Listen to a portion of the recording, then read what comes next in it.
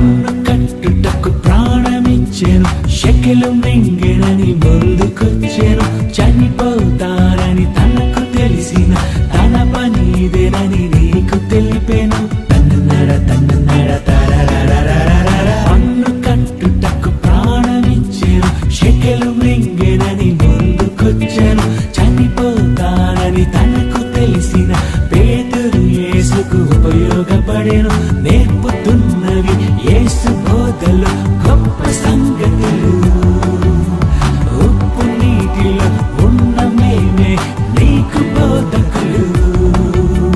భాషే లేని మాటలు రాని జలచరములు ఇవి. బోధించి జీవించి చెడుతుంది మనిషికి, మలినము లేకుండా బ్రతకమని. మాలినపు నీటిలో పారుగెడుతున్న చేప జీవితం ఆదర్శం.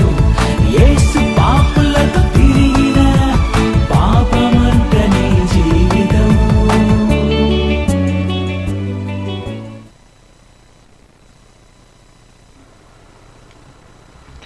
క్రీస్తునందు ప్రియమైన దేవుని పిల్లలైన మీ అందరికీ కూడా ప్రభు నామములో శుభాభివందనాలు తెలియజేసుకుంటున్నాను. మరి ఈరోజు ఒక ప్రత్యేకమైన అంశాన్ని, అనగా దేవుని గణిత శాస్త్రం, ఈ పాఠాన్ని బైబిల్ నుంచి మనంతా కలిసి పరిశీలిద్దాం. ప్రియులారా, గణిత శాస్త్రం అనగానే అంకెలకు సంబంధించింది, లెక్కలకు సంబంధించింది అని మనకు తెలుసు. సహజంగా బడిలో మనం చదువుకునేటప్పుడు మనకి ఎక్కువగా ఇబ్బందిగా అనిపించే పాఠ్యాంశాలలో, సబ్జెక్ట్స్లో మ్యాథమెటిక్స్ కూడా ఒకటి. ఎందుకంటే ఎక్కువ మంది అందులోనే ఫెయిల్ అయిపోతుంటారు. కారణం లెక్కలు, వాటికి వలన వచ్చే ఇబ్బందులు. బ్రెయిన్ వాటి కోసం చాలా షార్ప్గా ఆలోచించాలి, క్యాలిక్యులేషన్స్ ఇవన్నీ చేయడం. కనుక సహజంగానే మనిషికి వీటికి సంబంధించి వాటి కోసం ఆలోచించడానికి, వాటి కోసం ప్రత్యేక శ్రద్ధ పెట్టడానికి మనిషి ఇష్టపడ్డు. కానీ వాక్య ప్రకారంగా ఈరోజు మనం ఆలోచించవలసిన విషయం ఏంటంటే, దేవుని యొక్క గణిత శాస్త్రం, అంటే దేవుని లెక్కలు లేదా దేవుని యొక్క మ్యాథమెటిక్స్. లెక్కలు అనగానే ఆయుష్కాలంలో రోజులు మీరు అనుకున్నట్టుగా ఒకవేళ మీరు భావిస్తున్నారేమో. కాదు, దేవుడికంటూ కొన్ని లెక్కలు ఉన్నాయి. ఆ లెక్కలకు తగిన వివరణ ఆయన మహాజ్ఞాన గ్రంథమైన బైబిల్లో రాయించాడు. వాటిని ఎందుకు రాయించాడు అంటే, మనం చదవాలి. చదివిన మనం ఆ లెక్కలలో ఉన్న ప్రాధాన్యత, మనం కూడా వాటిని గ్రహించి చివరకు దేవుడికి మనకి ఉన్న లెక్కలను మనం తేల్చుకోవాలి. ప్రియులారా, దేవుడు ఈ లెక్కల విషయమై ఎంత శ్రద్ధ కలిగి ఉన్నాడు అంటే, ఆయన సృష్టి ఆరంభించిన నాటి నుంచి, జాగ్రత్తగా వినండి, ఆయన సృష్టిని ఆరంభించిన నాటి నుంచి, సృష్టించినప్పటి నుంచి దేవుడు ప్రతి దాని విషయంలో లెక్కలకు చాలా ప్రాధాన్యత. మరి ముఖ్యంగా చెప్పాలంటే అసలు లెక్క లేనిదే సృష్టి లేదు, లెక్కలు లేనిదే నిర్మాణం లేదు, ఈ సృష్టి నిర్మాణం జరగలేదు అంటున్నాను. అవును, మీకు అర్థం కావడానికి ఒక ఎగ్జాంపుల్ చెప్తాను, ఉదాహరణ. ఒక ఇంటిని నిర్మించాలి అంటే, ఒక ఇంటిని నిర్మించేటప్పుడు దాని కొలతలు కావాలి. అంటే ఎన్ని గజాలలో మనం ఆ ఇంటి నిర్మాణాన్ని చేయాలనుకుంటున్నాం, ఎన్ని అంతస్తులు వేద్దాం అనుకుంటున్నాం, దాని విస్తీర్ణం ఎంత, దాని వైశాల్యం ఎంత, దాని ఎత్తు ఎంత, దాని లోతు ఎంత, వీటన్నిటిని గూర్చి ఒక ఇంజనీర్ను మనం సంప్రదిస్తే అతను ముందుగా వేసేది క్యాలిక్యులేషన్స్ అంటారు దాన్ని, లెక్కలే. కనుక లెక్కలు లేకుండా ఏ నిర్మాణం జరగదు. ప్రతిదానికి ఒక లెక్క అనేది ఖచ్చితంగా ఉంటుంది, ఉండి తీరాలి.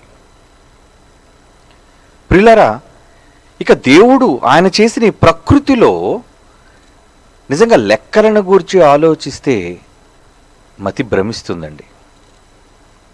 చాలా ఆశ్చర్యం వేస్తుంది. దేవుడు ఇంత గణితాలతో, ఇన్ని లెక్కలతో ఈ గొప్ప నిర్మాణాన్ని చేపట్టాడా అంటే అవును, చేపట్టాడు.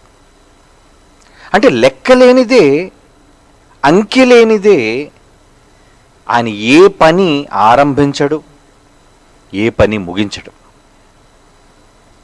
ప్రతి దానికి ఆయనకు ఒక లెక్క అనేది ఉంది. కనుక ఇప్పుడు దేవునికి సంబంధించిన ఈ గణిత శాస్త్రంలో మనిషి నేర్చుకోవలసిన శాస్త్రం ఏంటి? ఏమండి, మన తండ్రి అయిన దేవుడు చేసిన ఈ గొప్ప విశాలమైన నిర్మాణం, ఏమండి, ఈ సృష్టి నిర్మాణం, ఈ సృష్టి నిర్మాణాన్ని ఆయన చేయడానికి ఎంత లెక్కలు ఆయన వాడాడు. ఆ లెక్కలన్నీ ఎందుకు రాశాడు? ఆ లెక్కలన్నిటినీ గూర్చి ఎందుకు ఆయన భూమి మీద బ్రతుకుతున్న మనుషులకు తెలియజేశాడు అంటే దానికి కూడా ఒక లెక్క ఉంది. అది మనిషి తెలుసుకోవాలి. నిజానికి దేవుని మేధస్సులోనికి మనిషి వెళ్ళటం అంటే అది చాలా కష్టం. అయినప్పటికీ ఈ లెక్కలకు సంబంధించిన టోటల్ డీటెయిల్స్ అన్నిటినీ, వివరాలలోనికి మనం వెళ్ళి తీరాలి. మనం ఆలోచించినంత మట్టుకు, మనం ఆలోచించగలిగినంత మట్టుకు, మనం శోధించి సాధించగలిగినంత మట్టుకు. ఒక మాట బైబిల్ నుంచి ఈ సందర్భంగా చదువుకుందాం. కీర్తన గ్రంథంలోని 40వ కీర్తనలో 5వ వచనాన్ని చదువుకుందాం ప్రియులారా. కీర్తనల గ్రంథం 40వ కీర్తన 5వ వచనం. యెహోవా నా దేవా, నీవు మా ఎడల జరిగించిన ఆశ్చర్యక్రియలను, మా ఎడల నీకున్న తలంపులు అవి చాలా బహు విస్తారములు అంటున్నాడు. వాటిని వివరించి ఒకవేళ నేను చెప్పాలి అనుకుంటే అవి లెక్కకు మించి ఉన్నవి అంటున్నాడు. చూడండి, అంటే లెక్క అనేది ఉంది, లెక్కలేనివి మాత్రం కాదు సుమా, ఆలోచనలకు కూడా ఒక లెక్క ఉంది. అవునండి, ఎందుకంటే దేవుడు అనాలోచితంగా ఏది పరిగణలోకి తీసుకోడు, ఏది చేయడు ఆయన. మనిషికైతే మన మానవ భాషలో లెక్క డొక్క ఉండదంటాం.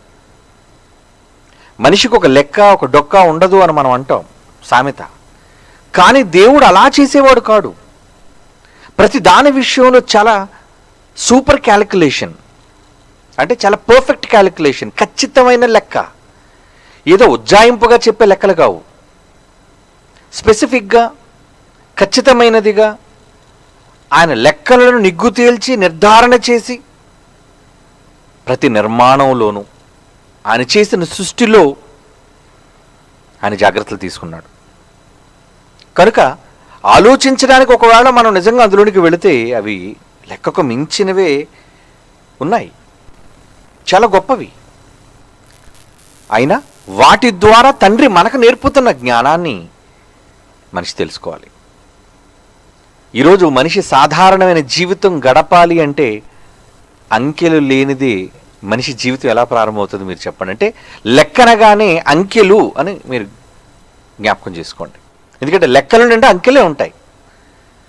మనిషి తన దైనందిన జీవితంలో చేసే ప్రతి పని అంకెలతోనే ప్రారంభమవుతుంది. ఎన్ని గంటలకు లేవాలి, అలా లేచినప్పటి నుంచి ఎప్పుడు వెళ్ళాలి, ఎక్కడికి వెళ్ళాలి, ఏం చెయ్యాలి. కనుక పడక మీద నుంచి లేచి తిరిగి పడకకు చేరినంత వరకు మనిషి చేసే ప్రతి పనిలోనూ లెక్క చూసుకుంటుంటాడు మనిషి. కొన్ని సందర్భాల్లో ఎంత సేపు అయింది, ఎంత వచ్చింది, ఎంత వెళ్ళింది, ఎంత సంపాదించాడు, ఇవన్నీ లెక్కలకు సంబంధించినవే. కనుక లెక్కలు అనేది మనిషి జీవితంలో ఈరోజు, అంకెలు అనేది మనిషి జీవితంలో అత్యవసరమైనవిగా అయిపోయాయి. అంటే బడికి వెళ్ళి చదువుకొనలేని వారు కూడా లెక్కలు తెలుసుకోవాలి, తప్పదు. ఎందుకంటే నువ్వు వ్యాపారం చేసినా ఏం చేసినా నీకు వచ్చే లాభాన్ని నువ్వు లెక్క పెట్టుకోవాలి కదా. ఎంత సంపాదించావు అనేది లెక్క లేకపోతే ఎలా? ఏం పర్లేదండి ఎంతో కొంత అని మీరు అనుకుంటారా? అలా అనుకోవడానికి లేదు. ఖచ్చితంగా ప్రతిదానికి లెక్క, టాలీ. ఈరోజు గవర్నమెంట్ ఆఫీసెస్లో కానివ్వండి, లేదంటే ప్రైవేట్ ఇండస్ట్రీస్లో కానివ్వండి, వీటన్నిటిలో కూడా జరిగే లావాదేవీలన్నిటినీ కూడా టాలీ బట్టి ఉంటాయి. ప్రతిదీ కూడా అంకెల రూపంలోనే ఉంటుంది. మీరు గమనించారో లేదు? కనుక అంకెతో మనిషి జీవితం ఆరంభం అవుతుంది. నిజానికి దేవుడు ఈ ప్రకృతిని ఆరంభించినప్పుడే దేవుడు అంకెలతోనే ఆరంభించాడండి. అంటే మనిషికి అంకెలను నేర్పించాడు. అందుకే ఆయన 7 దినాల సృష్టి కార్యక్రమాన్ని చేసి మొట్టమొదటిసారిగా దేవుడు మనిషికి నేర్పించిన బైబిల్లోని తొలి అంకె. మొదటి దినము, రెండవ దినము, మూడవ దినము అనే అంకెలు చెబుతూ 1, 2, 3 అంటే 1 నుంచి ప్రారంభించుకొచ్చాడు ఆయన. 1, 2, 3 అని చివరికి వచ్చేసరికి 7వ అంకె దగ్గర నాయన 7వ దినములోగా నా పని పూర్తి చేసేసాను. ఎందుకంటే నా లెక్క ఏంటంటే 7వ దినముల్లోగా పనంతా పూర్తవ్వాలి. అది ఆయన లెక్క. ఆ లెక్క ప్రకారం ఆయన తన పనులన్నిటినీ పూర్తి చేసేసుకున్నాడు. కనుక దేవుడు కూడా ఏదీ లెక్క లేకుండా చేయలేదు అని మీరు భావించడానికి వీల్లేదండి. మరొక మాట చదువుతాం బైబిల్లో. యోబు గ్రంథం 11వ అధ్యాయంలో, యోబు గ్రంథం 11వ అధ్యాయంలో 7వ వచనం నుంచి చదువుకుందాం. యోబు గ్రంథం 11వ అధ్యాయం 7వ వచనం నుంచి, దేవుని గూఢాంశములను నీవు తెలుసుకొనగలవా? సర్వశక్తుడగు దేవుని గురించి నీకు పరిపూర్ణ జ్ఞానము కలుగునా? అది చాలా, జ్ఞానం ఎంత గొప్పదంటే ఆకాశ వీధి ఎంత ఉన్నతమైనది. ఏం చేయగలం మనం? పాతాళము కంటే లోతుగా ఉన్నది, నీవేమి ఎరుగుదువు? దాని పరిమాణమును భూమి కంటే అధికమైనది, దాని వెడల్పు సముద్రము కంటే అధికమైనది. అంటే వాటన్నిటికీ లెక్కలు, కొలతలు ఉన్నాయి. ఆయన లెక్కలో, ఆయన దృష్టిలో వాటన్నిటికీ కూడా కొలతలు, పరిమాణాలు ఉన్నాయండి. అది చెబుతున్నాడు. అంత విస్తారమైన జ్ఞానము అని ఆయన పోలుస్తున్నాడు. అవునా? అవును, ఖచ్చితంగా. ముఖ్యంగా మనం తలెత్తి ఆకాశాన్ని చూడగలిగితే అది బహు విశాలమైనది కదా. విశాలమైన ఆకాశంలో మనిషి కళ్ళతో చూసే నక్షత్రాలు కొన్ని అయితే, కంటికి కనిపించని నక్షత్రాల కూటములు కొన్ని కోటాను కోట్లుగా ఉన్నాయండి. అవి లెక్కింపలేనివి అనే ఒక నిర్ధారణకు మనిషి వచ్చేసాడు. అంటే మనిషికి అది ఇన్ఫినిట్, అసంఖ్యాకమైనవి. అంటే నేను మనిషికున్న, ఈరోజు మనిషి నేర్చుకున్న అంకెలతో వాటిని లెక్కించలేడు అని. కానీ మనిషి గణితం వేరు, దేవుడు గణితం వేరు. దేవుని లెక్క వేరు, మనుషుని లెక్కలు వేరు. దేవుని లెక్క ప్రకారంగా, దేవుని గణిత శాస్త్ర ప్రకారంగా ఆయన ఏమంటున్నాడు చూడండి. ఒక మాట చదువుకుందాం. యెషయా గ్రంథం 40వ అధ్యాయం 26వ వచనం. యెషయా గ్రంథం 40వ అధ్యాయం 26వ వచనం. మీ కన్నులు పైకెత్తి చూడండి, వీటిని ఎవడు సృజించాను? నక్షత్రాల కోసం మాట్లాడుతున్నాడు. వీటి లెక్క చొప్పున ఇవన్నీ కూడా లెక్కలలో ఉన్నవి. అంటే దేవుని లెక్కలలో ఉన్నాయి నక్షత్రాలు. వీటిని సమూహములుగా బయలుదేరజేసి వీటన్నిటికీ పేర్లు పెట్టి పిలుచువాడే కదా అని తన అధిక శక్తి చేత తనకు కలిగి ఉన్న బలాతిశయము చేత ఆయన ఒక్కటి అయినను విడిచిపెట్టడంటే ఒక్కటి కూడా మైనస్ అవ్వడానికి లేదు. ఒక్కటి మైనస్ అయినా లెక్క ఆయనకి తెలియాలి. ఒక్కటి కూడా తప్పిపోవడానికి లేదు. ఒక్కటి కూడా లెక్కలలో లేనిదిగా ఉండకూడదు అంటున్నాడు ఆయన. చూసారా ఎంత ఖచ్చితంగా ఉన్నాడు ఆయన. ఆ పదప్రయోగం ఎందుకు జరిగింది అనుకుంటున్నారు? ఏమండి, లెక్కలలో ఒక సంఖ్య కూడా తేడా రావడానికి వీల్లేదు. బ్యాంక్ వాళ్ళు, మీలో ఎవరైనా బ్యాంకు ఉద్యోగులైతే క్యాషియర్స్ని అడగండి, వాళ్ళు పైసలతో సహా లెక్క కడతారు. కోట్ల రూపాయలు, లక్షల రూపాయలు, ఏమండి వేలు, వందలు. అక్కడి నుంచి వాళ్ళు పదుల నుంచి పైసలు కూడా 30 పైసలా, 40 పైసలా. ఎందుకంటే అవి కూడా లెక్కలలో ఉన్నవే. ఆ పైసలను కూడా ఎలా వేస్తారు మీరు? అంకెలే. 30 పైసలా, 75 పైసలా, 85 పైసలా. కనుక ఏది కూడా లెక్కలలో లేనిదిగా భావించడానికి లేదు. అంత ఖచ్చితమైన లెక్కలండి వాళ్ళ దగ్గర ఉంటాయి, బ్యాంక్ వాళ్ళ దగ్గర ఉన్న లెక్కలు. ఇక దేవుడు అంటున్నాడా, ఇన్ని కోటాను కోట్ల నక్షత్రాలలో లెక్కను బట్టి బయలుదేర చేసేవాడే ఒక్కటి కూడా దాన్ని విడిచిపెట్టడం అంటే ఆయన లెక్క ఎంత ఖచ్చితమైనదో మీరు ఆలోచించాలి. మరొక మాట కీర్తన గ్రంథంలో చూద్దాం. కీర్తన గ్రంథం 147వ కీర్తనలోని 4వ వచనం చూడండి. 147వ కీర్తనలోని 4వ వచనం, నక్షత్రముల సంఖ్య ఆయన నియమించి ఉన్నాడు. నక్షత్రముల సంఖ్య ఆయన నియమించి ఉన్నాడు, వాటన్నిటికీ పేర్లు పెట్టి పిలుచుచున్నాడు. అంటే ఈరోజు మనిషికి అంతు చిక్కని విశాల విశ్వములోని నక్షత్రాల కూటముల యొక్క సంఖ్య, ఒక్కొక్క నక్షత్రాన్ని కూడా ఆయన లెక్క పెట్టాడు. అంటే ఆయన ఎంత పెద్ద క్యాలిక్యులేషన్ ఒకసారి మీరు ఆలోచించండి. అంటే దేవుడు అనగానే ఈ సమాజం ఏమనుకుంటుందో కానీ ఆయన చాలా పర్టికులర్గా అంకెల విషయంలో భద్రత తీసుకుంటాడు. అంకెల విషయంలో ఆయన చాలా జాగ్రత్త తీసుకుంటాడు, చాలా జాగ్రత్త తీసుకుంటాడండి. అంటే దేవుడు చేసిన వాటిలో లెక్క లేకుండా, అంచనాలు లేకుండా, గుర్తింపు లేకుండా ఏదీ లేదు. అన్నిటినీ కూడా ఆయన చాలా చక్కగా ముందుగానే లెక్కలు వేసి ప్రతిదీ ఆయన రికార్డ్స్లో ఉన్నాయి. అంటే దేవుని శాస్త్రం, దేవుని లెక్కల శాస్త్రం ఎంత గొప్పది అంటే ఆకాశ నక్షత్రాలను కొలిచాడు, లెక్కలు పెట్టుకున్నాడు, తన రికార్డులో రాసుకున్నాడు అన్నట్టుగా మనం విన్నాం. ఓకే, ఏంటి ఆయన రికార్డులో ఉన్నాయో అనేది కొంతగా బైబిల్లో కొన్ని విషయాలను మనం చూద్దాం. యెషయా గ్రంథం 40వ అధ్యాయంలో 12వ వచనాన్ని చూడండి ప్రియులారా. యెషయా గ్రంథం 40వ అధ్యాయం 12వ వచనం, తన పుడిసిటిలో జలములను కొలిచిన వాడు ఎవడు, జేనతో ఆకాశములు కొల చూచిన వాడు ఎవడు. ఆకాశానికి కొల అంటున్నాడంటే ఆకాశానికి కొలతుందా? ఉందండి. మీ ఇంటి ముందు వీధి కొలత మీకు తెలుసు, మీ ఇంటి వెనకున్న సందు కొలత మీకు తెలుసు, మీరు వేసుకునే బట్టల కొలత మీకు తెలుసు. ఇవన్నీ కొలతలకు సంబంధించినవే. అంటే లెక్కలు, గణితాలు, అంకెలు లేకుండా ఏ పని జరగదండి. ఎవ్రీథింగ్ క్యాలిక్యులేషన్ బట్టే పర్ఫెక్షన్ అనేది వస్తుంది. ఖచ్చితంగా ఒక పద్ధతిలో అది ఏర్పడుతుంది.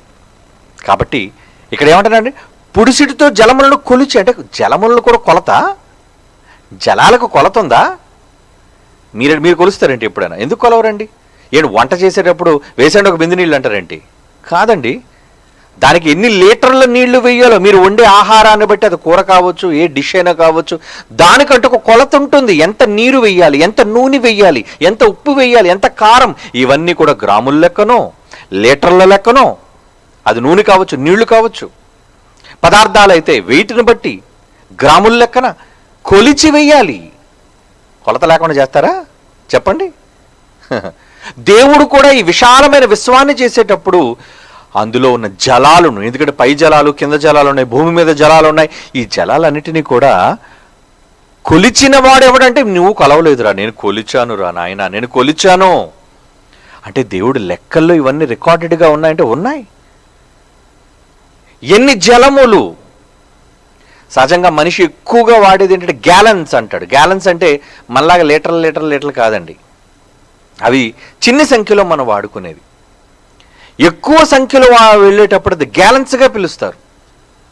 కనుక అలా దేవుడు యావత్ జలములను కూడా ఆయన లెక్కలలో వాటిని రాసుకున్నాడు అంటున్నాడు. చూడండి, తన జేనతో ఆకాశమును కొలిచిన వాడు. ఇక్కడ దీని వైశాలను కొలబద్ద చెప్తున్నాడు. చూడండి, నేను కొలిచాను, నువ్వు కొలవలేమేమో, కానీ ఈ కొలతలు నాకు తెలుసు అంటున్నాడు. ఏమండి, భూమిలో ఉన్న మన్ను కొలపాత్రలో ఉంచిన వాడేవాడు. అంటే భూమి తొలక వెయిట్, భూమి మన్నుని కొలపాత్ర అంటున్నాడు. చూడండి, కొలపాత్ర ఏంటి అంటే ఆయన దగ్గర కొలపాత్ర ఉందా? అరే భూమికి ఎంత మట్టి కేటాయించాలి? దేవదత్తులు అడుగుతా, అయ్యా భూమికి ఎంత మట్టి కేటాయించమంటారా? ఎంత? అంగారకుడికి ఎంత మట్టి కేటాయించమంటారు? ఎంత? సూర్యునికి ఎంత పదార్థాన్ని కేటాయించమంటారు? అందుకే అతను ఒకటి ఆకారాలు చూడండి, ఒకటి చిన్నది, ఒకటి పెద్దది, ఇవన్నీ మనకు తెలుసు. అంటే ఇవన్నీ కొల ప్రకారంగా. అందుకే చూడండి, గ్రహాలు ఎప్పుడు కూడా అన్నీ ఒకటే సైజులు, అన్నీ ఒకటే ఈక్వల్ బంతులు, డైమెన్షన్స్లో ఉండవు. అవన్నీ అన్ని స్పియర్స్ సర్కిల్గా రౌండ్గా ఉన్న ఒక్కొక్కటి ఒక్కొక్క సైజ్ కాదా? సౌర కుటుంబాన్ని చూడండి. బృహస్పతి, శనిగ్రహం, భూగ్రహం, దాని చుట్టూ ఉన్న ఉపగ్రహాలు, వీటన్నిటికీ కొలమానం ప్రకారంగా పదార్థాన్ని కొలిచిపెట్టినవాడు, భూమిలో మన్నును కొలపాత్రలో ఉంచిన వాడెవడు, త్రాసులో పదార్థములు. ఏంటి ఇవన్నీ తూనికల కోసం చెప్తున్నాడు చూడండి. అన్ని లెక్క లెక్క లెక్క, తూనికలు, కొలత. కొలత అంటే లెక్కే కదండి. ఇవన్నీ మీరు ఎక్కడికైనా ఒకవేళ దర్జీ దగ్గరికి వెళ్ళి, టైలర్ దగ్గరికి వెళ్ళి ఏమంటే కుట్టండి షర్ట్ అంటే వెంటనే అతను పుస్తకం పెన్న పట్టుకున్నాడు. ఎందుకు? కొలతలు రాసుకోవాలి, లెక్క. తూనిక చేత కొండలను తూచిన వాడెవడు? ఇక వెయిట్ చూస్తున్నాడట, దాని బరువు ఎంతో చూస్తున్నాడట, ఆ పదార్థం ఎంతో చూస్తున్నాడట. అంటే దేవుని దగ్గర ఇవన్నీ రికార్డెడ్గా లెక్కల ప్రకారంగా ఉంటాయంటే దేవుడు లెక్కల మనిషి అంటే, అవును చాలాసార్లు మనం తెలుసుకున్నాం. దేవుడు లెక్కల మనిషి అంటే ఎంత లెక్కల మనిషో ఇంకొంచెం డీప్లోనికి మిమ్మల్ని తీసుకెళ్తాను. తల వెంట్రుకలు లెక్కించాడు అనేది మీ అందరికీ తెలిసిన మాటే. మనిషికి అసాధ్యం తల వెంట్రుకలు లెక్కించటం, ఏమండి? కానీ ఆయన లెక్కలలో అంత ఖచ్చితంగా నిక్కచ్చిగా ఉన్నాడు అన్నది అవి ఊడేదాన్ని బట్టి, మొలిచిన దాన్ని బట్టి, ప్రస్తుతం ఉన్న వాటిని బట్టి ఆయన కొలుచుకుంటున్నాడు అంటే అక్కడ దేవుడు ఎంత ఖచ్చితమైన వాడో అనేది మనం తెలుసుకోవాలి. అంటే లెక్కలకు ఎంత ప్రాధాన్యత ఇస్తున్నాడో. ఈ రోజున మీరు లెక్కలకు ప్రాధాన్యత ఇస్తారా? చాలామంది పాపం మెట్రికులేషన్ కానీ 10th కానీ పాస్ అయిన తర్వాత ఈ బైపీసీ ఎంపీసీ గ్రూపులోకి ఎందుకు వెళ్ళిపోతారంటే ఈ లెక్కలు మేము పడలేదు. కొంతమంది అయితే ఆర్ట్స్లోకి వెళ్ళిపోతారు. ఎందుకంటే బాబు చరిత్రలోనికి, దీంట్లో సివిక్స్లోనికో సోషల్లోనికి వెళ్ళిపోవచ్చు, కానీ ఈ లెక్కలతో మనం పడలేమండి. నిజానికి లెక్కల ప్రాధాన్యత అనేది ప్రతి మనిషి జీవితంలో చాలా ఉందండి, అవసరత. ఎందుకంటే మీ పరలోకపు తండ్రి చాలా లెక్కల ప్రకారంగా చేసుకుంటూ వచ్చిన వాడు. ఆయనే గణిత శాస్త్రాన్ని పాటించినవాడు, సృష్టించినవాడు ఆయనే, గణిత శాస్త్రాన్ని పాటించినవాడు ఆయనే, లెక్కలను పాటించినవాడు అని అర్థం. ఏమండి? యోబు గ్రంథం 28వ అధ్యాయంలో 25వ వచనం చదువుకుందాం. యోబు గ్రంథం 25వ అధ్యాయం 25వ వచనం. ఇంకేం కొలుస్తున్నాడు చూడండి. గాలికి ఎంత బరువు ఉండవలనని ఆయన నియమించినప్పుడు, ఏమండి, ఆకాశానికి కొలతలు చెప్తున్నాడు, నక్షత్రాలకు లెక్కలు చెప్తున్నాడు, కొండలకు లెక్కలు చెప్తున్నాడు, పదార్థానికి లెక్కలు చెప్తున్నాడు, నీటికి లెక్కలు చెప్తున్నాడు. ఇంకేంటండి, కంటికి కనిపించిన గాలికి ఎంత బరువు అంటున్నాడు. ఎంత అంటే ఇంతే, ఎంత, ఎంతో కొంత కాదు. ఏమండి, అక్కడ ఆ మాట ఏముంది? గాలికి ఎంతో కొంత బరువు ఉండవలని ఆయన నియమించి ఉన్నాడు అన్నాడా చూడండి అక్కడ. లేదండి, గాలికి ఎంత బరువు, ఇంతే ఉండాలి. ఏమండి, ఎంత వేసినా పర్లేదు ఉప్పు అంటే? లేదండి, ఇంతే వేయాలండి, ఇంతే వేయండి. రుచి రావాలి అంటే కరెక్ట్ పరిమాణంలో నువ్వు వేసిన పదార్థాల కొలతను బట్టి ఉప్పు కానీ నీళ్లు కానీ వీటన్నిటినీ సరిసమానంగా వెయ్యాలి. అవే కొలతలు అంటారు. అది ఒక విధంగా చెప్పాలంటే లెక్కల శాస్త్రం, గణిత శాస్త్రం, అంకెల శాస్త్రం.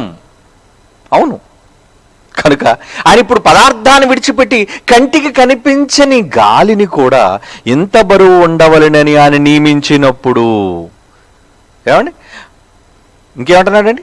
ప్రమాణమును బట్టి జలములకు ఇంత కొలత అని ఆయన వాటిని కొలిచి చూచినప్పుడు, కొలిచి చూశారటండి. దేవుడు ఏం చేశారట? రే నాన్న, అమెజాన్ నదిలో ఎంత నీరు ఉండాలి? ఎంత నీరు కొలిచిపోయిండు అందులోనికి. హిందూ మహాసముద్రంలో ఎంత నీరు ఉండాలి? అంత నీరును కొలిచిపోయండి. గంగా నదిలో నీరు ఎంత ప్రవహించాలి? ఇంత నీరు కొలిచిపోయండి అందులో. మీరు ఈ రోజు నీ కొలతల గురించి ఆలోచించారా? కానీ దేవుడికి ఎప్పటికప్పుడు కొలతలన్నీ అప్డేటెడ్, లెక్కలన్నీ కూడా అప్డేటెడ్గా ఉన్నాయండి. ఏది లెక్క ఒక్కటి కూడా మిస్ అవ్వడానికి వీలేదు. పైన నక్షత్రాలని మిస్ చేయట్లేదు ఆయన, ఒక్కటి కూడా. ఇందాక మీరు చదివారు కదా, ఒక్కటి కూడా తప్పిపోవడానికి వీల్లేదు. పైనున్న ఆకాశంలోని కొలతలు అంత ఖచ్చితంగా పాటించినప్పుడు భూమి మీద, అది మనం ఉంటున్న భూమి మీద ఎంత ఖచ్చితమైన లెక్కలు కలిగి ఉంటాడు ఆయన. అది ఆలోచించాలంటే మనం నెత్తి మీద ఉన్న వెంట్రుకలు చూసుకుంటే సరిపోదు. వీటిని కూడా లెక్క పెట్టేశాడు ఆయన. ఇన్ని కోట్ల మంది మనుషుల్లో ఒక్కొక్కరి నెత్తి మీద ఎన్ని లక్షల కోట్ల ఉన్నాయో అనేది ఎవరికి తెలుసు? వెంట్రుకలు. కానీ ప్రతిరోజు రికార్డెడ్గా ఆయన దగ్గర అప్డేట్ అయిపోతున్నాయి అవన్నీ కూడా. ఈరోజు ఎన్ని వెంట్రుకలు రాలిపోయాయి, ఈరోజు ఎన్ని వెంట్రుకలు మొలిచాయి, లేదా నిన్న లెక్క ఈరోజు లెక్క సరిపోయిందా? ప్రభా ఈరోజు ఏం ఓడలేదు ప్రభా, గట్టిగా ఉన్నట్టుంది విడతల, ఏం ఓడలేదు, బాగానే ఉన్నాయి.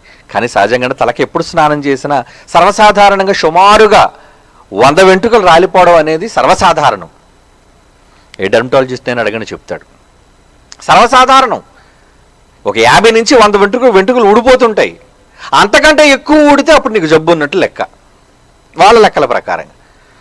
కానీ ఇక్కడ దేవుడు చూసారా, మీ తల వెంట్రుకలన్నీ లెక్కింపబడి ఉన్నవని మత్తయి సువార్త 10వ అధ్యాయం 30వ వచనంలో చాలాసార్లు మనం చదువుకున్నామే. ఎంత ఖచ్చితమైన లెక్కలు ఆయన. ఏమండి గాలికి కొలత అంటున్నాడంటే మనిషి కూడా గాలికి కొలత ఎలా తెలుసండి, ఒక క్యూబిక్ మీటర్, 1 మీటర్ తాలూకా క్యూబ్ బాక్స్ టైప్లో ఒకవేళ గాలిని అందులో ఉంచితే అది ఎంత బరువు ఉంటుందో తెలుసండి. మనిషి తెలుసుకున్న లెక్క 1.239 కేజీలండి. 1 పాయింట్ అంటే 1 కేజీ 2.239 అని మనం అనుకోవాలి. 1.5 కేజీ కాదండి. 1 క్యూబిక్ మీటర్లో గాలి ఉంటే దాని బరువట సుమారు 1 కేజీ వరకు 1.239. అంత ఖచ్చితంగా చెప్తున్నాడు. క్షమించండి, 239 కదా, 293, 1.293 కేజీ గాలి బరువు. మరి దేవుడు ఆ రోజు అంటే భూమి మీద వేడిగాలి ఎంత బరువుగా ఉంది, చల్లగాలి ఎంత బరువుగా ఉంది, ఇవన్నీ లెక్కల ప్రకారంగా జరుగుతున్నాయండి. ప్రకృతిలో ప్రతి దాన్ని మీరు గమనిస్తే లెక్క లేకుండా, అంకెలు లేకుండా, కొలతలు లేకుండా ఏది జరగలేదు. అవునండి, అన్నిటికీ కొలతలు, అన్నిటికీ లెక్కలు. ఎంత లెక్కలంటే మీకు అర్థమయ్యేటట్టు నేను చెప్తాను. ఇంచుమించు ఈ ప్రకృతి, మన కంటికి కనిపించే ఈ ప్రకృతి అంతా పదార్థం అంటే మ్యాటర్ అంటారు దాన్ని. మ్యాటర్ అనగానే మీరు ఏమనుకుంటున్నారు, మ్యాటర్ అంటే ఇవన్నీ కూడా సూక్ష్మంలోనికి వెళ్ళిపోతే ఇవన్నీ యాటమ్స్ ద్వారా తయారైనవి. ఏమండి, అణువులు, ఇవన్నీ అణువుల సమ్మేళనం. ఏదైనా ప్రకృతిలో మీ కంటికి కనిపించేది ఏదైనా కావచ్చు, కంటికి కనిపించడం కానీ, కనిపించేవి కానీ, దృశ్యమైనది కానీ, అదృశ్యమైనది కానీ, చాలా మ్యాటర్లు ఉన్నాయి. డార్క్ మ్యాటర్ ఉంది, కంటికి కనిపించే విజిబుల్ మ్యాటర్ ఉంది. అంటే ఒక ప్లాస్టిక్ కావచ్చు, ఒక ఐరన్ కావచ్చు, ఒక మెటల్ కావచ్చు, ఏమండి, ఒక కాగితం కావచ్చు, ఒక చెట్టు కావచ్చు, ఒక ఆకు కావచ్చు, చివరికి మనిషి తల వెంట్రుక కావచ్చు, వేసుకునే ఒక చొక్కా కావచ్చు. ఇవన్నీ కూడా దేంతో చేయబడినో తెలుసు, ఇదంతా మ్యాటరే, పదార్థం అంటారు కంటికి కనిపించేది. ఈ పదార్థంలో ఏముంటుందో తెలుసా, యాటమ్స్. మ్యాటర్ అంతా కూడా యాటమ్స్తో నిండి ఉంటుంది. జాగ్రత్తగా వినండి, ఎందుకంటే బైబిల్ అంటే ఏదో అల్లటప్ప గ్రంథం కాదు. కొలత, దేవుడు గణిత శాస్త్రంలో మనిషికి నేర్పించిన లెక్కలు. అవునండి, మనం వాడే బంగారం, మనం వాడే సిల్వర్, ఏమండి, మనం రోజు వాడే ఇనుము, ఇదంతా ఏంటనుకున్నారు, ఇదంతా కూడా మ్యాటర్, పదార్థం. మరలా చెప్తున్నా, ఈ పదార్థం దేనితో చేయబడిందో తెలుసా, పదార్థం మూలకాల్లోకి వెళ్ళిపోతే యాటమ్స్ కలయికే పదార్థం. కంటికి కనిపించని సూక్ష్మమైన ఈ యాటమ్స్ ఏవైతే ఉన్నాయో, ఆ యాటమ్స్ వాటి రకరకాల కొలతలు, రకరకాల కలయికలను బట్టే రకరకాల పదార్థాలు ఈరోజు మనం ప్రకృతిలో చూడగలుగుతున్నాం. అవునండి, నమ్మగలరా మీరు? అవును, ఈరోజు మన కంటికి కనిపించే విశ్వంలో అన్ని దృశ్యమైన వాటి గురించి ఆలోచిద్దాం. కంటికి కనిపించే పదార్థాలన్నీ కూడా వాటి యొక్క అణువుల పరిమాణమును బట్టి, వాటి అణువుల యొక్క లెక్కను బట్టి మన కంటికి కనిపించేది. వాటికి లెక్క ఉందో మీకు తెలుసా? మీకు అర్థమయ్యేటట్టు పీరియాడిక్ టేబుల్ అని చిన్నప్పుడు మనం సహజంగా చదువుకుంటున్నాం. అంటే పీరియాడిక్ టేబుల్ అంటారు దాన్ని. అందులో ఎలిమెంట్స్ అన్నీ ఉంటాయి. ఓకే, నేను ఒకసారి పీరియాడిక్ టేబుల్ ఒకసారి చూపించు అంటే ఇదిగోండి, చూసారా? ఏంటండి రంగురంగులుగా ఉంది, హెచ్ ఏంటండి, ఎల్ఐ ఏంటండి, బి ఏంటండి అంటున్నారా? ఇవన్నీ కూడా రకరకాల పదార్థాలు. ఈ పదార్థాలన్నీ కూడా ఏమండి, ఈ పదార్థాలన్నీ కూడా యాటమ్స్తో నిండి మర్చిపోకండి. ప్రతిదీ ఇంక్లూడింగ్ మనిషి కూడా యాటంతో ఉన్నవాడే. అణువుల కలయికే, అణువుల నిర్మాణంతో జరిగిందే మనిషి దేహం కూడా. అంటే వీటన్నిటిలోనూ అణువులు ఉన్నాయి. అణువు అనగానే, యాటమ్ అనగానే మీరేమనుకున్నారు? యాటంలో ఎలక్ట్రాన్, ప్రోటాన్, న్యూట్రాన్, ఈ 3 ఉంటాయి. చిన్నప్పుడు సహజంగా మనం చదువుకునేవి. చుట్టూ ఎలక్ట్రాన్స్ తిరుగుతూ ఉంటాయి, మధ్య నుండి న్యూక్లియస్ అని మనం అంటాం. ఏమండి, వాటిని బట్టే ఆ పదార్థం యొక్క స్థితి నిర్ణయించబడుతుంది. ఏమండి చూసారా, ఇవన్నీ ఎన్ని ఉన్నాయి చూసారా మనకి. ఇందులో కొంచెం మనకి దగ్గరగా తెలిసేది అదిగోండి, రైట్ సైడ్ ఎస్ఏ అని 6A దగ్గర ఉంది చూడ, ఓ అని ఉంది చూసారా, ఓ అదిగోండి అక్కడ చూపిస్తున్నా చూసారా, ఓ అంటే ఆక్సిజన్. అదొక ఎలిమెంట్, అదొక ఎలిమెంట్ అండి. సహజంగా మనకు ఆక్సిజన్ అంటే ఓ అనే కదా దాని యొక్క అర్థం, దాన్ని గుర్తుంచుకున్నాం. ఓ అంటే ఆక్సిజన్. పక్కనే ఎన్ ఉంది చూడండి, అంటే నత్రజని, అదే నైట్రోజన్. ఓ అనేది ప్రాణవాయువు అయితే ఏమండి అది గ్యాసెస్ అవన్నీ కూడా. ఎన్ అనేది నత్రజని, నైట్రోజన్. ఇక పక్కన సి ఉంది చూడండి, అంటే అదేంటి కార్బన్. కార్బన్ అండి, కార్బన్ డైఆక్సైడ్ అండి. కిందన CO2. ఇక మెటల్స్లోకి వెళితే అండి మీకు బంగారానికి సంబంధించి, గోల్డ్కి సంబంధించి, సిల్వర్కి సంబంధించి అసలు యాటమ్ అనేది ఎలా ఉంటుంది ఒకసారి యాటమ్ బొమ్మ చూపించినాను ఎలా ఉంటుంది. ఎందుకంటే లెక్క అంటే దేవుడు సృష్టి చేసినప్పుడు ఏదో ఉజ్జాయింపుగా నాకు ఇది కావాలి ఇది కావాలని చాలా సులువుగా మీరు సృష్టి నిర్మాణం కోసం ఆదికాండం మొదటి అధ్యాయంలో మీరు చదివారేమో. లేదండి, ఎందుకు ఇది కోటాను కోట్ల సంవత్సరాలకు ఆయనకు సమయం పట్టింది అంటే అన్నీ కూడా అణువులతో ఆయన తీర్చిదిద్దాడు. ప్రతి అణువుకి లెక్కుంది. ఏమండి డైరెక్ట్ ఓన్లీ యాటమ్ ఉంటుంది చూడు, only atom, structure of atom అనేది ఉంటుంది చూడండి. ఓకే, ఈ తర్వాత చూపిద్ది కానీ స్ట్రక్చర్ ఆఫ్ యాటమ్ అంటే బైబిల్ అంటే కూడా ఈ శాస్త్రాలు కూడా బైబిల్లో ఉంటాయా? అసలు ప్రపంచంలో మనిషి చదువుకునే శాస్త్రాలన్నీ కూడా దేవుడి నుంచి పుట్టినవే కదండి.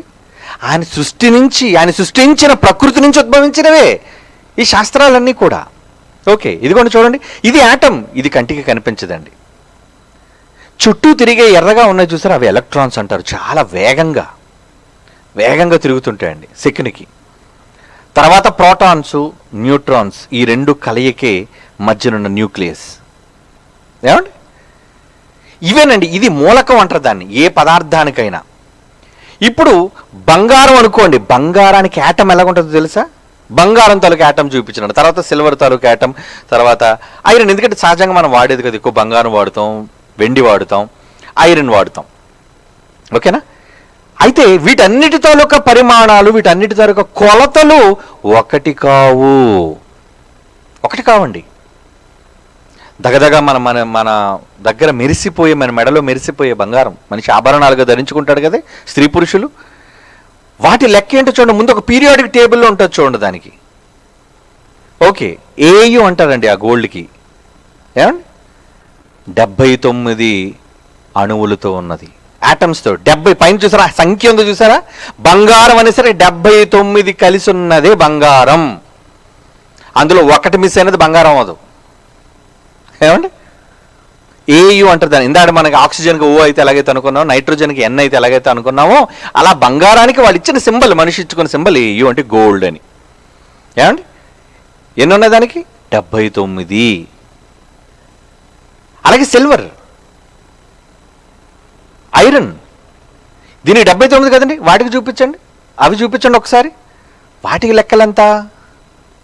సిల్వర్ చూడండి, ఇది AG, అది AU. ఏమండి దీనికి ఎన్ని ఉన్నాయి చూడండి, 47, అది 49. అంటే వీటి లెక్క వేరు, వాటి లెక్క వేరు. బంగారం అవడానికి ఒక లెక్క, సిల్వర్ వెండిగా మారడానికి ఒక లెక్క. ఏమండి ఇది పీరియాడిక్ టేబుల్లో ఉన్నాయి ఇవన్నీ ఉన్నవి. అంటే మనిషి నేర్చుకుంటాడు ప్రాథమికంగా. ఇక ఐరన్ మనిషి ప్రతిరోజు అత్యవసరమైనది, బాడీలో కావచ్చు, బయట కావచ్చు. ఏమండి దాని తాలూకు వచ్చండి Fe అంటారు దాన్ని. 26 అణువులతో ఉన్నది Fe అండి, ఐరన్. అంటే చూసారు లెక్కలు, చూసారు ఏంటి లెక్కలేంటి, ఈ అంకెలేంటి? ఇది దేవుడు పెట్టినవా, మనిషి చూసి రాసినవా? ఏమనుకుంటున్నారు మీరు? ఇప్పుడు యాటమ్ చూపించిన రౌండ్గా ఉంటుంది చూడండి, ఎలక్ట్రాన్స్ చార్ట్ నంబర్ అని ఉంటుంది చూడు. ఏమండి ఈ అంకెలు ఉన్నవి కాబట్టి కొలిచి మనిషి రాశాడా, లేదా మనిషి పెట్టాడు అనుకున్నారు అంకెలు? నో, కంటికి కనిపించని దేవుని గణిత శాస్త్రంలో ప్రతి పదార్థానికి దేవుడు నియమించిన అంకె, లెక్కది. అన్ని యాటమ్స్ ఉంటేనే, ఇగో చూడండి హైడ్రోజన్ ఇది మీకు అర్థం అవడానికి కొంచెం ఈ ఫిగ్ మీకు చూపిస్తుంది ఈ బొమ్మ. హైడ్రోజన్ ఆటమ్, అందులోని ఏమండి చూసారా ఒకే ఒక ఎలక్ట్రాన్ ఉంటుందండి, చుట్టూ తిరుగుతూ ఉంటుంది. అది ఎలక్ట్రాన్స్ అనేవి చుట్టూ తిరిగేనివి, మధ్యన కదా న్యూక్లియస్ ఉంటుంది. హైడ్రోజన్ దానికి ఒకటే ఉంది. కార్బన్ ఆటమ్ ఏమండి, కార్బన్ ఆటమ్స్కి ఎన్ని వచ్చి 6 ఎలక్ట్రాన్లు ఉన్నాయి, 6 ప్రోటాన్లు ఉన్నాయి, 6 న్యూట్రాన్లు ఉన్నాయి. అంటే ప్రోటాన్లు న్యూట్రాన్లు కలిసి మధ్యన ఉండేది న్యూక్లియస్ అవుతుంది, చుట్టూ తిరిగేవి ఎలక్ట్రాన్స్ అవుతాయి.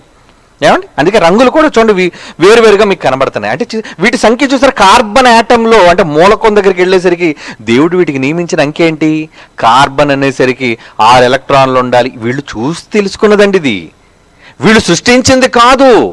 దేవుడు ప్రకృతిలో చేసిన పదార్థాన్ని సూక్ష్మ రూపంలోనికి వెళ్ళి చూస్తే వాడికి గణితం అర్థమైపోయింది. ఏంటి లెక్కలేంటి, కార్బన్కి ఒక లెక్క, సిల్వర్కి ఒక లెక్క, బంగారానికి ఒక లెక్క, ఐరన్కి ఒక లెక్క, కంటికి కనిపించిన వాయువులు అది ఆక్సిజన్కి అయితే ఒక లెక్క, హైడ్రోజన్కి అయితే ఒక లెక్క, కార్బన్కి అయితే ఒక లెక్క, ఆక్సిజన్కి అయితే చూడండి 6 ఎలక్ట్రాన్లు, 8 ప్రోటాన్లు, 8 న్యూట్రాన్లు. దాని ఆటంలో ఎలా ఉన్నాయి చూడండి. ఇక నైట్రోజన్ ఆటంకి వెళ్ళేసరికి చూసారా 7 ఎలక్ట్రాన్లు, 7 ప్రోటాన్లు, 7 న్యూట్రాన్లు. అంటే వాటి లెక్క ఏమండి. దేవుడు వీటన్నిటి కోసం చెప్పలేదని మీరు అనుకోకండి. ఆకాశ నక్షత్రాల కోసం చెబుతున్నప్పుడు ఇందాక ఒక మాట మీరు చదివారు, ఎందుకంటే అది చాలా అలవాటుగా మనం చదువు వెళ్ళిపోతున్నాం. అంటే అలవాటుగా ఏంటిది, ఇప్పుడు చదువుతారా మరలా ఒకసారి ఆ మాట, మళ్ళీ చదువుతాం ఆ మాట. కీర్తనల గ్రంథంలోని యెషయా గ్రంథంలోని మాట చదువుదాం. యెషయా గ్రంథంలో 40వ అధ్యాయంలో 26వ వచనంలో చూడండి. యెషయా గ్రంథం 40వ అధ్యాయం 26 ఏమంటున్నాడు అక్కడ, ఒక్కసారి మీ కన్నుల పైకెత్తి చూడండి, వీటిని ఎవడు సృజించను. ఒకసారి మీ కళ్ళతో ఆటములు చూడండి. పైన కంటికి కనిపించే నక్షత్రాలు చూస్తారా, సూర్యుని కన్నా పెద్దవి, లేదా కంటికి కనిపించిన సూక్ష్మలోకి వెళ్తే ఆటమ్స్ వాటి అణువుల్లోకి వెళ్ళి చూస్తారా. వీటన్నిటినీ ఎవడు సృజించెను, వీటి లెక్క అంటున్నాడు చూడండి. వీటి లెక్క చొప్పున అంటారు చూడండి, లెక్క చొప్పున. అంటే వీటన్నిటికీ లెక్కలు పెట్టాడు ఆయన. అదే మరి లెక్కలు. దేవుడు ఆ మాట పదప్రయోగం చేశాడు అంటే లెక్కలు లేనిది ఏదీ లేదు. ఆయన చాలా ఖచ్చితమైన లెక్కల విషయంలో, కొలతల విషయంలో, బరువు విషయంలో. గాలిని కొలిచాడు, నీటిని కొలిచాడు, కొండలను కొలిచాడు, పదార్థాన్ని కొలిచాడు, చివరికి కంటికి కనిపించిన వాయువులను సైతం ఆయన లెక్కలు పెట్టి ప్రతి దానికి, ప్రతి వాయువుకి లెక్కలు పెట్టాడు. అవునా? అవునండి. ఇవన్నీ ఏమనుకుంటున్నారు, లెక్క. ఏమిటి కాంతి వేగం మనకు తెలుసు కదా. కాంతి ప్రయాణం చేస్తే ఒక సెకండ్కి కాంతి ప్రయాణం చేసే వేగం ఎంతండి? ఒక సెకండ్కి 1,86,262 కిలోమీటర్ల వేగంతో ఒక సెకండ్కి వెళ్ళిపోద్దండి కాంతి. అంతే కదా. ఒక సెకండ్కి కాంతి 2 లక్షలు వెళ్ళిపోవచ్చుగా. ఎప్పుడు చూడండి ఏ కాంతి అయినా కాంతి వేగము అన్నాడు. అంటే కాంతి ఎవరు సృష్టించారు? వెలుగుని ఎవరు సృష్టించారు? ప్రకృతిలో దేవుడు. మరి ఆ వెలుగుకు కూడా లెక్క పెట్టాడు దేవుడు. కంటికి కనిపించిన వెలుగుకు లెక్క ఏంటది? నువ్వు సెకనుకు 1,86,200 ఏమండి 282 మైళ్ళు, 82 మైళ్ళు అండి, కిలోమీటర్లు కదా, మైళ్ళు ఒక సెకనుకి. అంత దూరం వెళ్ళాలా? అవునండి, అంత దూరం వెళ్ళాలి. నిజంగా వీటన్నిటినీ మనం ఆలోచిస్తుంటే వీటన్నిటిలో లెక్కలు కనబడటం లేదు మనకి. ఏమనుకుంటున్నారు దేవుడు అంటే? చాలా పెద్ద గణిత శాస్త్రవేత్తలకే ఆయన పితామహుడు లాంటోడు. తండ్రి నిజంగా ఆయన పితామహుడు అంటే తండ్రి. ఈరోజు మన భారతదేశంలో మన భారతదేశంలో పాపం గణిత శాస్త్రవేత్త ఒక ఆవిడికి చాలా పెద్ద ఆవిడికి పేరు వచ్చిందండి. ఎవరావిడ? శకుంతలదేవి. మీకు తెలుసు కదా. ఆవిడ మ్యాథ్స్ జీనియస్.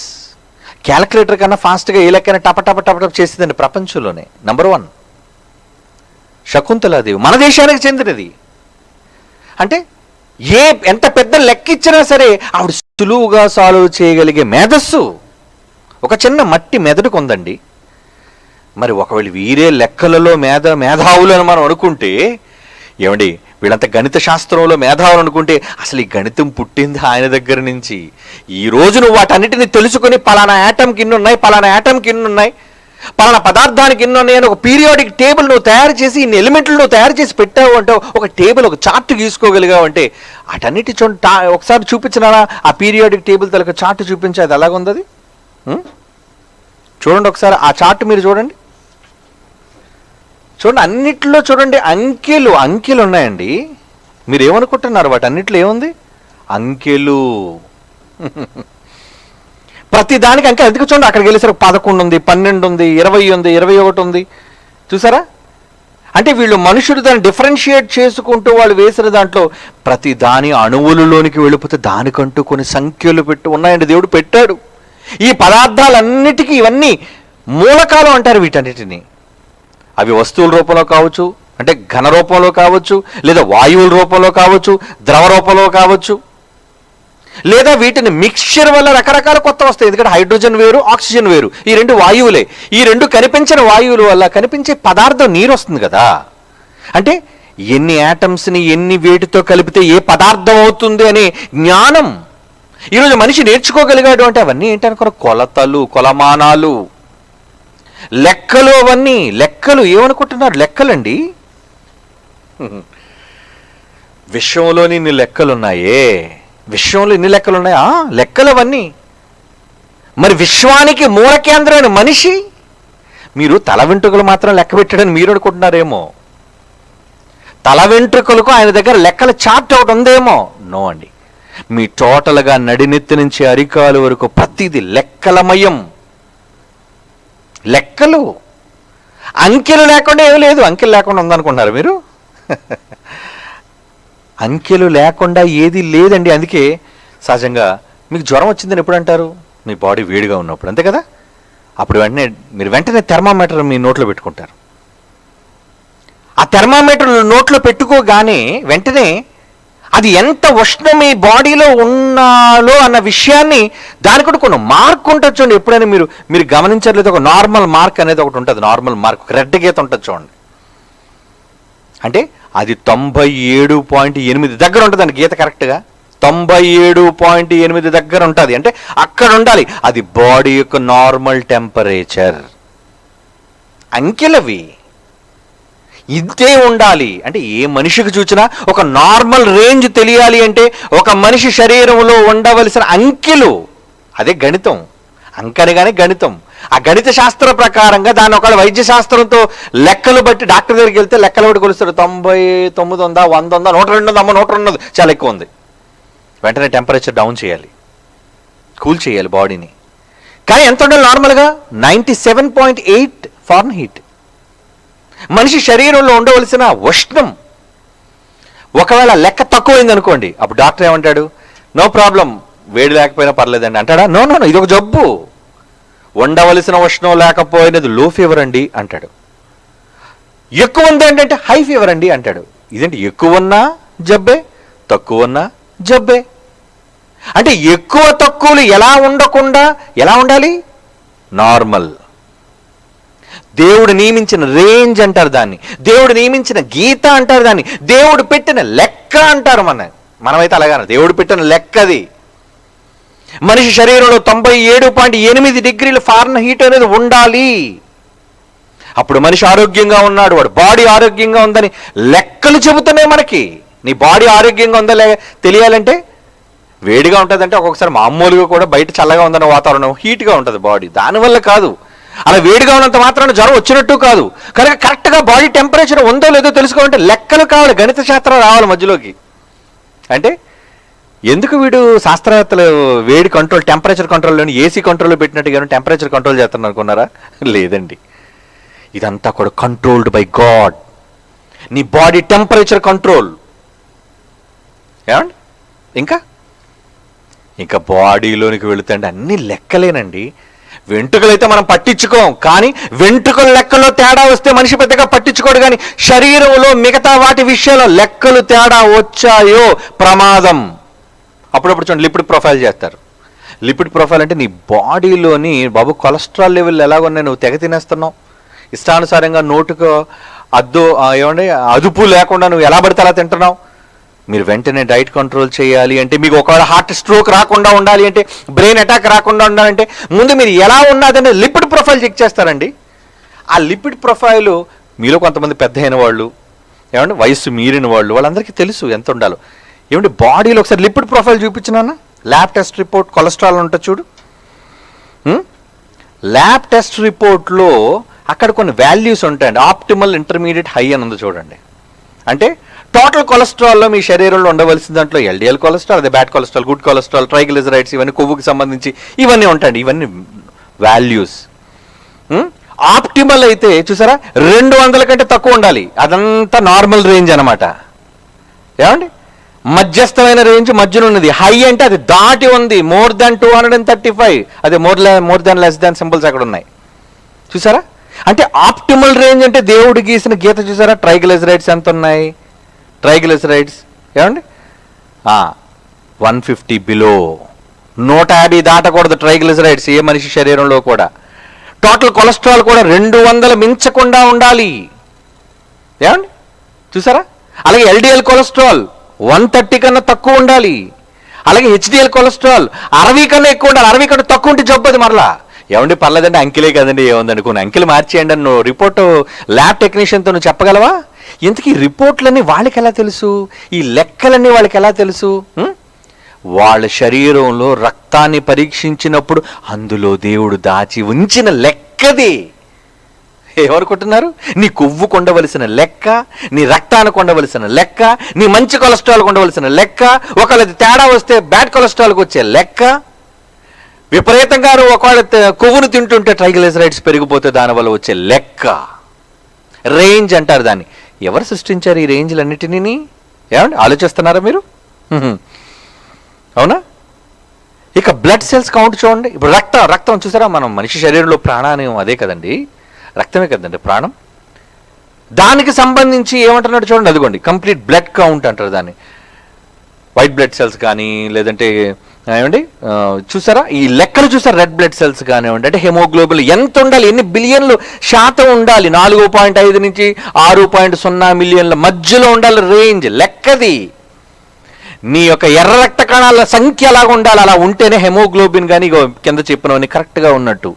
అలాగే తెల్ల రక్త కణాలు, యుద్ధం చేసే నీ తెల్ల రక్త కణాలు, neutrophils, eosinophils, basophils, lymphocytes, monocytes, ఇవన్నీ కూడా చెప్తున్నాడు చూసారా. రేంజ్ చెప్తున్నాడు చూడండి, 5,000 నుంచి 10,000 ఉండాలి నార్మల్ రేంజ్ అన్నాడు. అది తగ్గిన ప్రమాదమే, అది హెచ్చైన ప్రమాదమే. ఏమండి ఇకపోతే ప్లేట్లెట్స్ చూడండి కింద ఇదేనండి. రక్తంలోని మన ప్రాణాన్ని నిలబెట్టే ఆ ప్లేట్లెట్స్ కౌంట్ 1,50,000 నుంచి 3 లక్షల మధ్యలో ఉండాలి. పర్లేదండి. అప్పుడప్పుడు చూడండి కొంతమందికి ఎప్పుడైతే ఈ డెంగ్యూ లాంటి ఫీవర్లు భయంకరమైన వ్యాధులు సోకినప్పుడు అండి వెంటనే ఈ ప్లేట్లెట్స్ కౌంట్ పడిపోతుంటుంది. చాలామంది ప్రాణాలు కూడా కోల్పోతారండి. ఆ సంఖ్యను జాగ్రత్తగా చూసుకోవాలి. పర్లేదండి మనిషికి మామూలు జ్వరం అంటే అని కాదు, రక్తాన్ని తీసుకొని పరీక్షిస్తే వాళ్ళు లెక్కలు చూసి చెప్తారు. ఈ లెక్క అంటే ఎంతకన్నా ప్లేట్లెట్స్ తక్కువ పడ్డాయో మీ రక్తంలో, రక్తహీనత ఏర్పడిందో ఏ ప్రమాదమైనా రావచ్చు. అవసరమైతే మీరు జాగ్రత్త తీసుకోకపోతే మీరు చచ్చిపోతారు చెప్పేస్తారు డాక్టర్. 20,000కి పడిపోయింది అనుకోండి, 10,000కి పడిపోయింది అనుకోండి, 5,000కి సెల్స్ పడిపోయి అనుకోండి ప్లేట్లెట్స్, వెంటనే ప్లేట్లెట్స్ ఎక్కించాలి. మీకు ఎలా ఎక్కించాలి? ఆ తీసుకొచ్చాడు ఒక 2-3 ప్యాకెట్లు వేసి తాగించాడు అంటారా, లేదంటే పట్టించాడు అంటారా, రక్తంలోనికి ఎక్కించాడు అంటారా? కాదు, వాటికి కూడా లెక్క. డాక్టర్ అడగండి చెప్తారు. వాళ్ళు లెక్క ప్రకారంగా చేస్తారు ఏదైనా సరే. అంటే బాడీ అంతా టోటల్గా ఎలా ఉందన్నమాట, లెక్కల యంత్రం ఇదంతా, లెక్కల యంత్రం. ఏమంటే గుండీ మధ్యన గట్టిగా కొట్టేసుకుంటుందంటే ఎన్నిసార్లు కొట్టుకోవాలి, దానికి కూడా ఒక లెక్క ఉంది. ఏమండి చూపించడం అది కూడా. ఎందుకంటే శరీరంలో మనిషి అనుకుంటున్నాడు దేవుడు ఈ నిర్మాణం చేసేటప్పుడు ఎందుకు ఈ కొలతలు, ఈ లెక్కలు? ఆకాశాన్ని కొలిచానంటున్నాడు, బరువును కొలిచానంటున్నాడు. మరి మనిషిని డాక్టర్ దగ్గరికి వెళ్ళగానే ముందు ఆ మెజర్మెంట్ దాని మీదకి ఎక్కువ వెయిట్ ఎంత, నీ వెయిట్ ఎంత ఉందని అడుగుతాడు. ఏంటయ్యా 110 ఉంది, ఇంత ఘోరంగా పెరిగిపోయేంటి, తగ్గాలి నువ్వు, 40 కేజీలు తగ్గాలి నువ్వు అంటే డాక్టర్ అంటే కోపడతాడు. అంటే ముందు నీ బరువు ఎంతో తెలిస్తే నీకు రోగాన్ని నయం చేస్తాడు అని అర్థం. అంటే బరువు ముఖ్యమేనా? మరి దేవుడు కూడా ప్రతి గ్రహానికి, ప్రతి పదార్థానికి బరువు ఎందుకు కొలిచాడు? నువ్వు ఎంత బరువే ఉండాలి, ఎంతకన్నా బరువు పెరగకూడదు. అక్కడ చూడండి ఏమండి హార్ట్ బీట్ రేట్ ఎలా ఉండాలి. 40 సంవత్సరాల వాళ్ళకైతే 180 వరకు కొట్టుకోవచ్చండి ఒక నిమిషానికి. 60 సెకండ్లకి 180 టైమ్స్ కొట్టుకోవాలి. అదే 45 అనుకోండి 175, 50 అయితే 170, 55 పెరిగే కొద్ది చూసారా తగ్గుతుంది. యవ్వన కాలంలో ఉన్నప్పుడు వేడి రక్తం కాబట్టి గబగబా మంచి ఫంక్షనింగ్ బాగుంటుంది కాబట్టి స్పీడ్గా కొట్టుకోండి, అప్పుడు గట్టిగా కొట్టుకున్నా పర్వాలేదు. 70 సంవత్సరాలు వచ్చేసినా సరే 150 కొట్టుకుంటుంది అనుకోండి, 180 నీకు చాలా ప్రమాదంలో ఉన్నావు అని అర్థం. ఏమండి చూసారా ఇవన్నీ ఏంటనుకున్నారు? మనిషి తయారు చేసుకునే లెక్కలు కావండి. దేవుడి మానవ దేహాన్ని డిజైన్ చేసినప్పుడు లోపల పెట్టిన లెక్కల యంత్రాలు ఇవన్నీ. ఏమనుకుంటున్నారు? దేవుడు అంటే ఏంటనండి, పర్లేదండి, ఏదో చేసేసారండి, మనం మనుషులు అండి, ఏదో రాస్తున్నాడండి అని అనుకుంటున్నారా? కాదండి, గణిత శాస్త్రం అంటారు. ఈ ప్రపంచానికి తెలియని దేవుని లెక్కల శాస్త్రం ఇది. దేవుని గణిత శాస్త్రం ఎందుకు పేరు పెట్టాం? చూసారా, విశ్వంలో లెక్కలు, ఆ విశ్వానికి మూలమైన మనిషికి లెక్కలు. ఇన్ని లెక్కలా? ఎందుకండి ఇన్ని లెక్కలు? ఆయనకి పని ఉంది, ఆయనకి లెక్కలన్నిటితో పని ఉంది. ఏంటా పని? టైం అయిపోయింది కదా, నెక్స్ట్ వీక్ మాట్లాడుకుందాం. ఓకే, కళ్ళు మూసుకోండి, ప్రార్థన చేసుకుందాం. పరిశుద్ధుడైన తండ్రి, మీరు చేసే ప్రతిదీ కొల ప్రకారంగా, కొలమానంతో చేసేవారు తండ్రి. మీ ఆలోచన, మీ నిర్ణయాలు, మీ సృష్టి, వీటన్నిటినీ ఆలోచించేటప్పుడు వాటి నిండా అంకెలే ఉన్నాయి తండ్రి. నిజానికి మీరు బైబిల్లో వ్రాయించిన అనేక అంకెల యొక్క సందర్భాలు, వాటన్నిటిలోనికి మేము వెళ్ళినప్పుడు ఎందుకు మీరు వాటిని గూర్చి ఇంతగా మీరు మాట్లాడారనేది మేము విని చదివి ఆశ్చర్యపోతున్నాం తండ్రి. అవును నాయన, ఇంకొన బైబిల్లో మీరు వ్రాయించిన విశేషమైన ఈ అంకెలకు సంబంధించిన సందర్భాలను గురించి మేము తెలుసుకుని తండ్రిగా మీరు ఏ విధంగా ఈ లెక్కల విషయంలో ఉన్నారో మేము కూడా మాకు అప్పగించిన లెక్కల విషయంలో జాగ్రత్త పడగలుగుటకు మా మనోనేత్రాలు వెలిగించవలసిందిగా వేడుకుంటూ క్రీస్తు వారి పవిత్ర నామములో ప్రార్థన మీకు సమర్పించుచున్నాము తండ్రి. ఆమేన్.